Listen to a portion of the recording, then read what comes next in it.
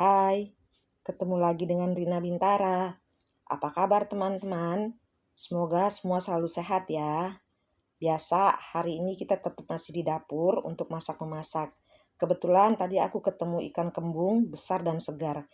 Ini dimasak ikan kembung sumbat seperti ini enak. Tapi kalian harus punya ikan kembungnya yang segar dan besar. Karena kalau kecil ikannya dipotong seperti ini dagingnya hancur.